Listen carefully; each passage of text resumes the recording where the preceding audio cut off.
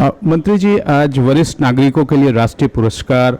View नमः 2021 प्रदान किया गया उपराष्ट्रपति जी द्वारा। क्या मुख्य रहे, क्या संदेश देशवासियों को? उपराष्ट्रपति जी ने भी कहा कि उनको एल्डरली कहा जाए, न कि वृद्ध कहा जाए। आज माननीय उपराष्ट्रपति महोदय जी के द्वारा, माननीय वेंकैया नायडू जी के द्वारा एक बहुत अच्छा सुझाव दिया गया और वो वास्तव में काफ़ी महत्वपूर्ण है कि इसको अंतर्राष्ट्रीय वरिष्ठ जन इस नाम से अगर संबोधित किया जाएगा तो उनके प्रति ज़्यादा संवेदनशीलता इसके माध्यम से जाती है। हमारे वरिष्ठ नागरिकों को आज इसमें सम्मानित किया गया जिन्होंने विशिष्ट सेवाएं दी हैं, विशिष्ट उपलब्धियां प्राप्त की हैं और उम्र के उस पड़ाव पर पहुंचने के बावजूद भी उम्र उनसे हार गई और युवाओं से भी ज़्यादा क्षमताओं के साथ उन्होंने समाज में जो अपना योगदान दिया। वास्तव में उनकी सेवाओं को देखकर जो है ना, श्रद्धा से साथ जो है ना, वो नमन करने का मन हुआ कि उनका सम्मान करके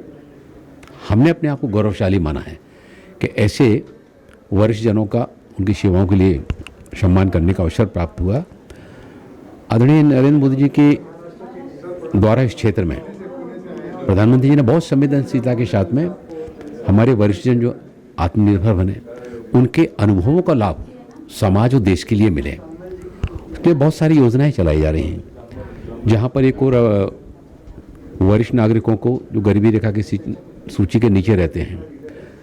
कोई कम देखता है, किसी को कम सुनाई देता है, किसी के दांत नहीं है, किसी को चश्मे की आवश्यकता है, किसी को व्हील चेयर की आवश्यकता है, तो एक और जहां सहायक उपकरण वितरण करने का काम किया जाता है, वहीं इसके साथ ही साथ जो सेज पोर्टल और रोजगार पोर्टल, इसके माध्यम से उनके अनुभवों का लाभ ऐसे जो वरिष्ठ सक्षम नागरिक हैं जो आज भी सेवानिवृत्ति के बाद भी काम करने का जिनके अंदर जज्बा है, इस पोर्टल के माध्यम से ऐसे निजी क्षेत्र के उद्यमों में जहां पर स्थायी नेचर के अनुभवी लोगों की आवश्यकता होती है, उनको वहां पर काम की उपलब्धता होगी और उनके सेवाओं से समाज और राष्ट्र को जो है ना, उनके अनुभवों का लाभ मिलेगा। जो सीनियर सिटीजन हमारे ओल्ड एज होम हैं, वो ओल्ड एज होम ऐसे जो परिवार से बिछड़े बुजुर्ग होते हैं और कई ऐसे भी बुजुर्ग होते हैं कि जिनका परिवार ही नहीं होता है, वो फुटपाथ पर अपनी रातें गुजारा करते हैं। उनके लिए senior citizen old age home के माध्यम से सब तरह की सुविधाएं वहाँ पर उपलब्ध कराना, उनके रहने की, खाने की, भोजन की, मनोरंजन की, जिससे उनके अंदर एक आत्मीयता का भाव आए। और हम सबका सोचना तो ये होता है कि बुजुर्गों के कारण उन्होंने अपने अनुभवों से जो समाज को दिया है, पहल तो ये होना चाहिए कि परिवार के परिजनों के द्वारा उनकी देखभाल की जाए, उस समाज की भी जिम्मेवारी बनती है। आदरणीय मोदी जी के नेतृत्व में सरकार इस दिशा में काफ़ी संवेदनशीलता के साथ में काम कर रही है और आज कई ऐसे बुजुर्गों से मिलने का अवसर प्राप्त हुआ कि जिनके सेवाओं को देखते हुए और उससे कुछ सीखते हुए उसको और समाज में नीचे तक जो है ना विस्तारित करने की आवश्यकता है, ताकि जो आदरणीय उपराष्ट्रपति महोदय जी ने बात कही कि जब उनको सम्मानित किया जाता है तो इससे दूसरे लोगों को भी प्रेरणा प्राप्त होती है। समाज में और भी कई अन्य लोग आगे आते हैं जो इस तरह का काम करने का उससे सीख करके और ज़्यादा लोगों को तक अपनी सेवाएं देने के लिए आगे आते हैं। उपराष्ट्रपति जी ने इस बात का भी जिक्र किया, अपने एक्सपीरियंस के बारे में बताया कि वो भी पहले जब उपराष्ट्रपति नहीं थे तो इसी मंत्रालय में मंत्री थे और उन्होंने इस मंत्रालय का भूरी भूरी तारीफ की और एक रिस्पॉन्सिबिलिटी की,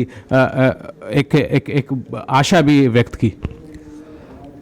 माननीय उपराष्ट्रपति महोदय जी के कुशल नेतृत्व में और लंबे समय तक उनके साथ में काम करने का अवसर प्राप्त हुआ है और उनकी विशिष्ट कार्यशैली ने हमेशा ही जहाँ एक और जनप्रतिनिधियों को प्रभावित किया है, वहीं समाज में कुछ ना कुछ नया करने की भावना उनके अंदर देखी। उनके शब्दों का जो प्रवाह है जो है ना, वो समाज को एक नई ऊर्जा देने का काम करता है और ये उनकी महानता है कि उन्होंने सामाजिक न्याय अधिकारिता मंत्रालय द्वारा किए जा रहे कार्यों का उन्होंने उल्लेख किया, उसको उपलब्धियों का भी उल्लेख किया और उनके शब्दों को सामाजिक न्याय अधिकारिता मंत्रालय ने बहुत कुछ उसमें से शब्दों से सीख लेते हुए अपने काम को और भी प्रभावी ढंग से बढ़ाने का हम लोगों ने आज संकल्प लिया। Thank you very much sir for the time. धन्यवाद। नमस्ते दीदी।